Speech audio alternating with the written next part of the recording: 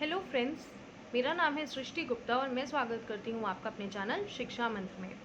दोस्तों, आज हम डिस्कस करेंगे ज्योग्राफी, 6th क्लास एसएसटी की book where comes the geography and here we are going to discuss the chapter 2। Okay, globe, latitudes and longitudes. अगर आपको geography की chapter 1 की वीडियो देखनी है तो वो हमारे चैनल पे अपलोड हो चुकी है। इसी के साथ साथ दोस्तों, आपको मैथ्स, साइंस, हिस्ट्री, सिविक्स, इन सब की वीडियोस भी हमारे चैनल पे अपलोड हो चुकी हैं। आप वहाँ जाकर ये सब वीडियोस देख सकते हैं। हम बात कर रहे हैं क्लास 6th की। ओके, और दोस्तों, हम लोग ऑनलाइन ट्यूशन्स भी प्रोवाइड करते हैं। अगर आप में से कोई भी इंटरेस्टेड है ऑनलाइन ट्यूशन्स लेने में, जिनको इन वीडियोस से ज़्यादा हेल्प नहीं मिल रही है, और जो लोग चाहते हैं कि उनको और क्लासेस की 4th to 8th स्टैंडर्ड के बीच की कोई और क्लासेस चाहिए ऑनलाइन में, तो आप हमें कॉन्टैक्ट कर सकते हैं। मैं डिस्क्रिप्शन बॉक्स में मेरा अपना ईमेल एड्रेस डाल दूंगी, वहाँ पर आप हमें मेल कर सकते हैं so that we could contact you. Okay, let's start. Globe, latitudes and longitudes. Globe, आपने ग्लोब तो देखा होगा। What is a globe? This is a globe. Globe basically एक छोटा मॉडल होता है अर्थ का। ओके, अब इसी ग्लोब के ऊपर हम डिस्कस करेंगे latitudes and longitudes. What is latitudes, what is longitudes and how exactly the earth moves.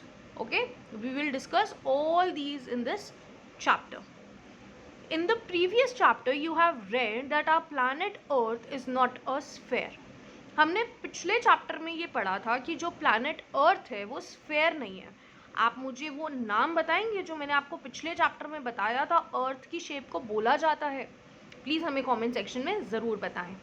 It is slightly flattened at the north and south poles and bulge in the middle.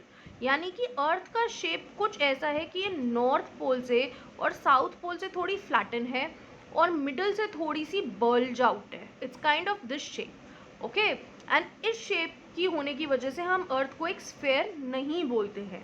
Can you imagine how it looks? You may look at the globe carefully in your classroom to get an idea. आप देखिए, ये यहाँ से थोड़ी थोड़ी flattened है और यहाँ से इसका बल्ज आउट, दोनों ही तरफ से मिडिल साइड से ये बल्जिंग है और नीचे south pole and north pole से ये फ्लैटन है। Okay, globe is a true model miniature form of the earth. See, globe basically क्या है? ग्लोब एक ट्रू मॉडल यानी कि एक एक्चुअल मॉडल है अर्थ का। मिनिएचर फॉर्म यानी कि छोटा फॉर्म, यानी कि अर्थ जिस साइज़ की है, जिस शेप की है और जिस तरह की है या जिस तरीके की उसके ऊपर पूरी कंस्ट्रक्शन हुई हुई है, उसका ही एक छोटा मॉडल आप कह सकते हैं, वो होता है globe. Globe may be a varying size and type. Big ones which cannot be carried easily, small pocket globes and globes like balloons which can be inflated and are handy and carried with ease. अब globes ऐसा नहीं है सिर्फ इसी तरीके का होता है, ग्लोब्स के भी अलग अलग टाइप होते हैं, यानी कि बहुत बड़े ग्लोब्स भी होते हैं जिनको आप हर जगह इजीली कैरी नहीं कर सकते हैं। कुछ स्मॉल भी होते हैं, इतने छोटे कि वो आपकी पॉकेट में ही आ जाए। कुछ ग्लोब्स बलून लाइक भी होते हैं। बलून लाइक यानी कि वो पूरा ग्लोब होगा and it is a balloon. आप जब जब उसको फुलाएंगे, उसमें हवा भरेंगे, वो बड़ा बन जाएगा और आप easily could see the globe. लेकिन जैसे ही आप उसकी हवा स्क्वीज आउट कर देंगे तो वो वापस एक नॉर्मल बलून बन जाएगा और आप उसको इजीली कहीं भी अपनी पॉकेट में रख के, हैंडी बैग्स में कहीं भी रख के उसको कैरी कर सकते हैं। The globe is not fixed, it can be rotated the same way as the top spin or the potter's wheel is rotated. देखिए, ठीक उसी तरीके से हमारी अर्थ जिस तरीके से रोटेट करती है, ठीक उसी तरीके से एक ग्लोब जो है वो फिक्स नहीं है।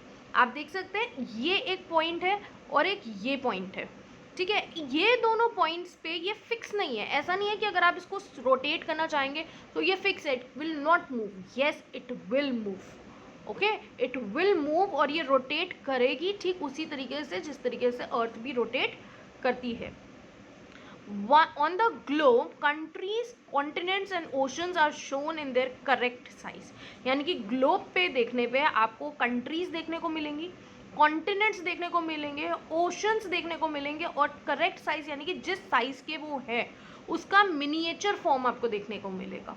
ठीक है, बहुत ही टेक्निकली इसको बनाया जाता है। आप ये नहीं कह सकते कि हमने अर्थ पे पैसिफिक ओशन बहुत बड़ा है, अर्थ पे हमने बहुत छोटा दिखा दिया या किसी अलग साइज में दिखा दिया, ऐसा कभी भी नहीं मिलेगा। आपको एक परफेक्ट ग्लोब में हर एक चीज़ परफेक्ट साइज में मिलेगी, जो वो एग्जैक्टली है उसी को अकॉर्डिंगली उसका मिनिएचर क्रिएट किया गया है ग्लोब के अंदर। It is difficult to describe the location of a point on the sphere like the earth. Now the question arises as to how to locate a place on it. We need certain points of reference and lines to find out the location of the places. अब ये चीज़ आप बहुत easily समझ सकते हैं कि if there is a globe और मैं आपको बोलूँ इसके ऊपर आपने इंडिया ढूंढनी है, तो आप कैसे ढूंढेंगे? How will you refer कि यहाँ पर इंडिया है? अगर मान लीजिए मैं आपको समझा रही हूँ, आप अपना ग्लोब लेके बैठे हैं और वहाँ पे इंडिया है ना, वहाँ पे आप पॉइंट आउट करें, तो आपको कैसे पता चलेगा कहाँ पर इंडिया है? ओके, सो उसके लिए टू मेक इट क्लियर हमने सर्टेन पॉइंट्स ऑफ रेफरेंसेस बनाए हैं, कुछ लाइंस बनाई हैं ताकि हम इजीली आपको समझा सकें कि हम कौन सी लाइन पे कौन से पॉइंट की बात कर रहे हैं। So in order to make location of the places easier, यानी कि लोकेशन ऑफ द प्लेसेस को, यानी कि किस जगह की हम बात कर रहे हैं उसको ईजिली समझने के लिए हमने पॉइंट्स ऑफ रेफरेंसेस और लाइंस बनाई हैं। ये नेचुरली अवेलेबल नहीं है, ये मैन मेड रेफरेंसेस और लाइंस है। You will notice that a needle is fixed through the globe in a tilted manner which is called the axis. Now what is this axis? See, आप globe में देख सकते हैं कि ये थोड़ा टिल्टेड है। टिल्टेड मतलब इसको हमने ऐसे स्ट्रेट नहीं रखा हुआ, इसको हमने थोड़ा टिल्ट करके रखा हुआ है, और ये एक पॉइंट पे यहाँ से फिक्स है। मतलब फिक्स यानी कि यहाँ से हमने इसे नीडल पास की हुई है, जो कि आपको दिखेगी नहीं क्योंकि ये ग्लोब के ठीक बीचों बीच में से, एक बॉल के बीचों बीच में से निकालने वाली बात है। तो यहाँ पर एक अंदर से एक लाइन जा रही होगी जिसके ऊपर इस ग्लोब को हमने रखा हुआ है। ओके, अब ये जो लाइन, ये जो इमेजिनरी लाइन हमने बना रखी है टिल्टेड फॉर्म में, इस लाइन को हम बोलते हैं एक्सिस। इस लाइन को हम क्या बोलते हैं? Axis. Okay, 2 points on the globe through which the needle passes are the 2 poles, north pole and south pole. और इस पॉइंट पे जिस पॉइंट से हमने इसको फिक्स किया हुआ है, इनको हमने नेम क्या दिया है? The top most is the north pole, the top most is the north pole and the lower one is called as the south pole. Okay, now here I use the 3 terms.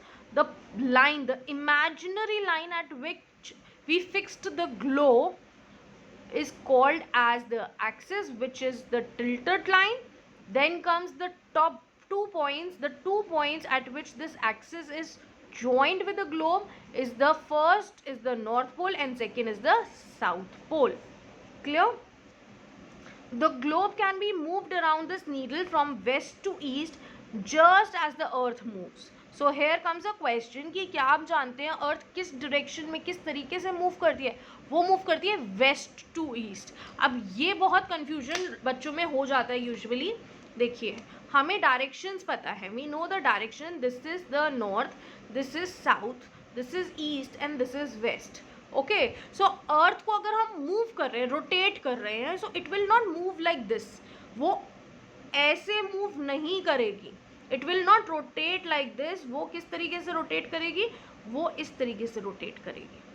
Okay, so earth will move like this way, from west it will go towards the east, from west it will go towards the east. Okay, so similarly the globe moves. अगर आप इसको उल्टी direction में घुमाएंगे तो ये घूम तो जाएगा, but practically if we talk, so कहाँ गए हम? The globe can be moved around this needle from west to east just as the earth moves. Okay, so the earth move from west to east, तो similarly हम अपने globe को भी west to east ही rotate कराएंगे। But remember, there is a major difference. The real earth has no such needle. It moves around its axis, which is an imaginary line. अब this is what point you need to remember कि इस तरीके का axis नहीं है, इस तरीके का कोई सेटअप नेचुरली अर्थ के पास नहीं है। ये इमेजिनरी लाइन जो एक्सिस हमने टिल्टेड फॉर्म पे बना के इसको यहाँ फिक्स किया है, इस तरीके का कोई भी सेटअप नेचुरली अर्थ के पास नहीं है। अर्थ नेचुरली टिल्टेड है और अपने आप वेस्ट टू ईस्ट मूव कर रही है। हमने इस तरीके का कोई भी सेटअप एक सपोर्टर की तरह अर्थ को नहीं दिया है। So axis is an imaginary line. Axis is an imaginary line. Imaginary होने का मतलब है कि ये हमारी मैन मेड चीज़ है, एक्चुअल में नेचुरली ये ऐसा कुछ नहीं है। Okay,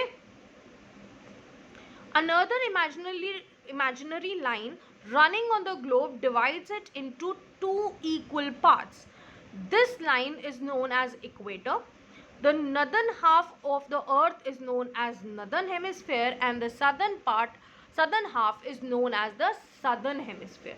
Very simple to understand. Okay, very simple to understand. Let's understand this.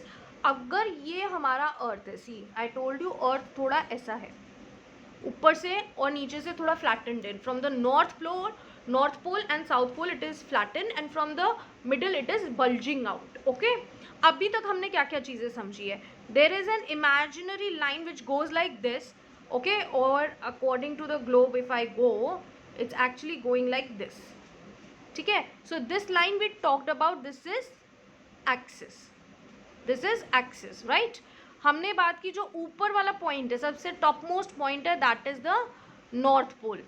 That is the north pole. और जो सबसे नीचे वाला पॉइंट है we talked is the south pole. That is the south pole. I hope आप लोग को दिख रहा है.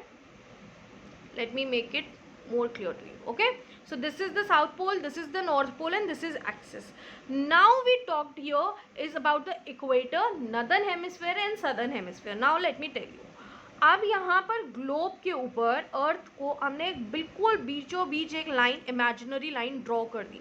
There is, again I am repeating my point, there is no such line on the earth available. It is all about the imaginary line we drawn. Okay, हमने इस line को draw किया है. So we draw this a line in the middle of the earth which divides the earth in exactly two parts.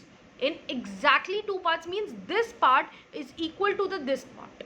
Okay, now this line which exactly divides the earth in two equal parts is called as equator.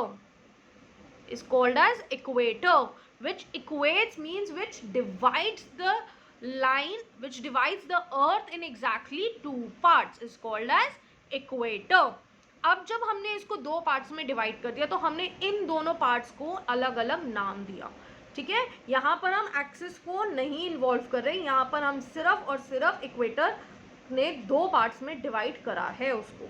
ठीक है, now first जो ऊपर का point है, the above, as we know our directions, I told you this is north, this is south, this is east and this is west. Okay, so आप समझ सकते हैं ऊपर वाले पार्ट को हम क्या बोलेंगे, this is northern hemisphere. This is northern hemisphere. Very simple to learn. This is northern hemisphere. And the नीचे वाला जो पार्ट है, द लास्ट पार्ट जिसको इक्वेटर ने डिवाइड किया है, that is called the southern hemisphere. Okay, sorry मेरी handwriting थोड़ी सी गंदी है, बट आई होप आपको मेरे बोलने से समझ में आ रहा होगा जो मैं आपको समझाना चाह रही हूँ. Okay, so this is equator जिसने अर्थ को दो इक्वल पार्ट्स में डिवाइड किया है. ऊपर वाला part is called northern hemisphere, नीचे वाला part is called the southern hemisphere. Very clear? Any confusion till here, please let us know in the comment sections. Okay, so here we talked about the axis, we talked about the north pole, we talked about the south pole, we talked about equator, northern hemisphere and the southern hemisphere. Now we are moving forward. Let's move forward. Now they both are equal halves, therefore the equator is an imaginary circular line and is very important reference point to locate places on the earth. All parallel circles from the equator up to the poles are called as parallels of latitudes. Latitudes measured in degrees. Now this is very important to understand. See, एक मैं आपको इस figure से समझाऊंगी, एक मैं figure बना के आपको समझाऊंगी. ठीक है, देखिए यहाँ पर बड़ी क्लियरली आपको एक अर्थ दी है. Now I told you we are not talking about axis, so अभी हम सिर्फ इसी के बारे में बात करेंगे, इक्वेटर एंड दीज सर्कल्स जो आप और छोटे छोटे सर्कल्स यहाँ देख रहे हैं. So what we did, we drawn an imaginary line called as equator, जिसने अर्थ को 2 इक्वल पार्ट्स में डिवाइड कर दिया. Clear. Now the equator is an imaginary circular line. मैंने आपको बताया इक्वेटर एक इमेजिनरी लाइन है, एक्चुअलिटी में ऐसी कोई लाइन अवेलेबल नहीं है. Okay, and is very important reference point two locate the places on the अर्थ. और इक्वेटर एक बहुत इंपॉर्टेंट लाइन है जो हमें हेल्प करती है अर्थ के ऊपर कोई भी पोजीशन में बताने के लिए. फॉर एग्जाम्पल मैं आपको बोलूँ कि नदर्न हेमिस्फेयर में एक कंट्री है, so you could even make out कि इक्वेटर यहाँ पर है तो दैट मीन्स ये नदर्न हेमिस्फेयर है. Okay, so it will help you to make the positions of any point. All the parallel circles from the equator up to the poles are called as parallel of latitudes. अब parallel of latitudes क्या है? These lines are called parallel of latitudes. So what we did, क्योंकि हमारा northern hemisphere भी बहुत बड़ा होएगा, आप समझ सकते हैं अर्थ कितनी बड़ी है. सो नदर्न हेमिस्फेयर और सदर्न हेमिस्फेयर भी अपने आप में बहुत बड़े हैं. सो this is the earth. Okay, आपने यहाँ पे इक्वेटर बना दिया, ठीक है. अब आप देख सकते हैं नदर्न हेमिस्फेयर अपने आप में बहुत बड़ा है, तो अब अगर यहाँ पर भी कोई पोजीशन मुझे लोकेट करनी है या यहाँ पर कोई पोजीशन मुझे लोकेट करनी है तो मैं कैसे करूँगी? This is the equator, right. So मैंने यहाँ पर भी पैरेलल ऑफ लैटिट्यूड्स बना दिए, यानी कि मैंने यहाँ पर और इमेजिनरी लाइन्स बना दी इक्वल डिस्टेंसेस पे, सो दैट मैं बता सकूँ कि मैं कौन सी लाइन की बात कर रही हूँ. ठीक है. अब instead of giving them the names we talk them in terms of degrees. इन्हें हम किस में मेजर्स करते हैं? डिग्रीज में. ओके, इन्हें हम किस में मेजर करेंगे? डिग्रीज में. और इनको बोलते क्या है इन लाइंस को? Parallel of latitudes. Parallel of latitudes. Clear. So these are parallel of latitudes. इनको हम डिग्रीज में मेजर करते हैं और ये जाती हैं टूवर्ड्स द पोल.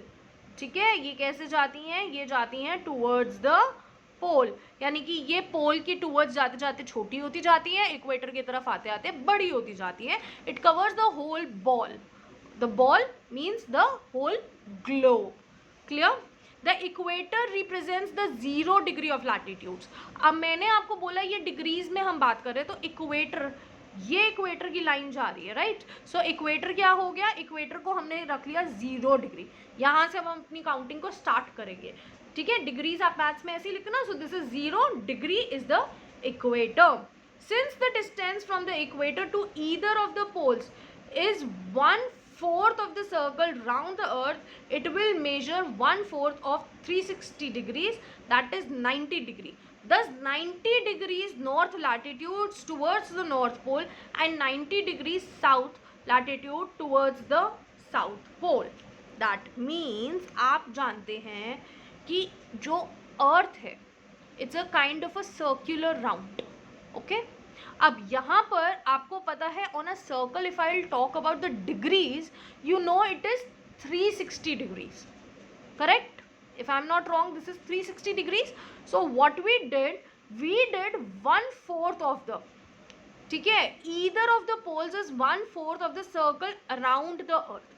अर्थ का जो सर्कल है उसका 1/4 हिस्सा है ये पोल्स. यहाँ पर पहुँचने के लिए we need to cover 1/4, right.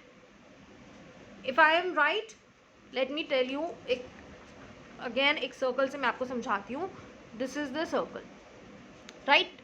अब इसको हम ऐसे डिवाइड करते हैं. So what we will do, this is 0, this is 90 degrees, this is 180 degrees, okay, and this is 270 degrees. Correct. This is 270 degrees, and when we will come here, this will again become 360 degrees. So हम इस तरीके से पूरा round लेकर आते हैं. So you could say कि 0 degree से अगर हम towards पोल जाएंगे तो ये 1/4 हो गया. This is the 1/4 part. This is again the 1/4 part. This is 1/4 part, and this is 1/4 part. Right. सो उनके कहने का मतलब है कि जब हम 0 डिग्री इक्वेटर से नॉर्थ पोल की तरफ जाएंगे तो हम 1/4 पार्ट कवर करेंगे, so this becomes the 90 degree obviously. और जब हम इक्वेटर से साउथ पोल की टुवर्ड्स जाएंगे, this is again 1/4 part as I told you, so this again becomes 90 degree, right. Am I clear? So this is 90 degree, this is 90 degrees. Clear? So here we got a sketch of the earth in terms of degrees when we are talking about parallel of latitudes, means that this is earth. We drawed an imaginary line called equator, जिसको हमने एक degree कौन सी दी है, इसको हमने degree दी 0 degree, और जब हम पोल पे पहुंचेंगे this becomes 90 degree north pole and this becomes 90 degree south pole, as I told you the directions previously. यहाँ तक आपको बिल्कुल अच्छे से खोल के मैंने समझाया है, आई होप आपको समझ में आ गया होगा। As such all the parallels north of the equator are called north latitudes, and similarly all the parallels south of the equator are called as south latitudes. Very simple to understand कि जब मैंने इसको 2 parts में divide किया है और यहाँ पर हमने इक्वेटर बनाया है तो इसीलिए डिवाइड किया ना, ताकि हम इजीली उसको समझ सकें। सो जितने भी लैटिट्यूड्स इस हाफ में आएंगे those will be called as north northern latitudes, those will be called as northern latitudes. And जितने भी लैटिट्यूड्स हमारे इस सेक्शन में आएंगे इनको हम क्या बोलेंगे, इनको हम बोलेंगे सदर्न लैटिट्यूड्स, इसको हम क्या बोलेंगे, southern latitudes. Clear? The value of each latitude is therefore followed by either the word north or south. Generally this is indicates the letter N and S. Very simple. अगर मुझे north लिखना है so I'll write N, और मुझे south लिखना है so I'll write S. It's very simple to understand. For example, both Chandrapur in Maharashtra, India, and Belo Horizonte in Brazil, South America, are located parallels to about 20 degree latitude, but the former is 20 degree north of equator and latter is 20 degrees south of it. So we therefore say that Chhatrapur is situated in 20 degrees north latitude and Belo Horizonte is situated in 20 degrees south latitudes. See the figure this. Now let me tell you this, very simple to again understand. Ab this is the earth, we draw, this is the equator, this is 0 degree, this is 90 degree north and this is 90 degree south. अब यहाँ पर मैं 0 degree से ऊपर गई और यहाँ पर मैंने मार्क किया 20 डिग्रीज नॉर्थ, क्योंकि ये नॉर्थ पोल में है, नॉर्थ नदर्न हेमिस्फेयर में है, और 0 डिग्री से नीचे गई तो यहाँ पे मैंने 20 डिग्रीज मार्क करके लिखा south, because this is in southern hemisphere, right. अब मैं बोल रही हूँ कि इंडिया में एक जगह महाराष्ट्र में यहाँ पर वो भी 20 डिग्रीज नॉर्थ पे है, और यहाँ पर जो हमने एक ब्राज़ील में मार्क की जगह वो भी 20 डिग्रीज में है, ठीक है, 20 डिग्रीज में। लेकिन मुझे कैसे पता चलेगा कौन सा 20 डिग्रीज पे, दोनों में बहुत फासला है, ब्राज़ील में और इंडिया में तो बहुत फासला है, तो वो यहाँ कहीं आती है, तो आपको कैसे पता चलेगा कि हम कहाँ पर बात कर रहे हैं, जब हम ये नॉर्थ एंड साउथ लगाते हैं। क्लियर? यानी कि 20 डिग्रीज नॉर्थ आप समझ गए कि इंडिया की बात कर रहे हैं which comes in northern hemisphere, और 20 डिग्री साउथ की बात कर रहे हैं तो हम इक्वेटर के नीचे आ गए हैं और हम यहाँ पर बात कर रहे हैं। यहाँ पर मीन्स हम इस लाइन पे कहीं भी बात कर रहे हो हम सदर्न हेमिस्फेयर की बात कर रहे हैं और यहाँ पर हम नदर्न हेमिस्फेयर की बात कर रहे हैं, इसीलिए हमने इनको डिवाइड करा है। क्लियर? यहाँ पर एक डू यू नो दिया हुआ है, by measuring the angle of the pole star from your place you can know the latitude of your place. Now by measuring the angle of north pole star, see pole star क्या करता है ये मैं आपको समझाती हूँ। Pole star आपने पिछले चैप्टर में भी पढ़ा था। Pole star means it always points towards north. So pole star जो होता है वो हमेशा नॉर्थ के टूवर्ड्स फेस करता है, it always points towards the north. Clear? Okay, so आप जब भी उसके एंगल को मेजर कर लेंगे, यानी कि सपोज आप यहाँ खड़े हैं और पोल स्टार यहाँ पे है, तो आप उसको इस तरीके से उसके एंगल को जब मेजर कर लेंगे ना तो आपको पता चल जाएगा वेयर यू आर स्टैंडिंग, क्योंकि वो एक डायरेक्शन आपको देता है, it always stands eight the north position. Clear? Till here I hope आपको बिल्कुल क्लियरली समझ में आया है। अगर आपको समझ में नहीं आया है तो आप हमें कमेंट सेक्शन में बता सकते हैं या हमें मेल करके भी क्वेश्चंस पूछ सकते हैं. Okay. As we move away from the equator, the size of the parallels of the latitude decreases. ये मैंने आपको बताया है कि जैसे जैसे हम इक्वेटर से टुवर्ड्स द पोल जाएंगे, जो साइज है लैटिट्यूड्स का, आप देख रहे हैं ये सर्कल का साइज यहाँ छोटा होता जा रहा है. ठीक है, ये मैंने आपको फिगर से भी समझाया था अभी कि अगर हमारा ये सर्कल है एंड दिस इज इक्वेटर, तो जैसे जैसे हम टुवर्ड्स पोल जाएंगे हमारे सर्कल्स छोटे होते जाएंगे, एंड जैसे जैसे हम टुवर्ड्स पोल्स नीचे सदर्न टाइप में जाएंगे वहाँ भी हमारे जो सर्कल्स हैं पैरेलल ऑफ लैटिट्यूड्स हैं वो छोटे होते जाएंगे. So it this will come in 1 mark question definitely कि जब आप इक्वेटर से टुवर्ड्स पोल्स जाते हैं तो लैटिट्यूड का साइज इंक्रीज होता है कि डिक्रीज.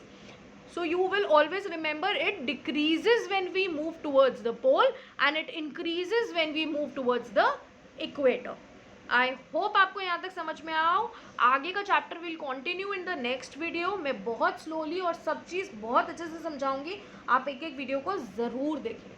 तब तक थैंक यू.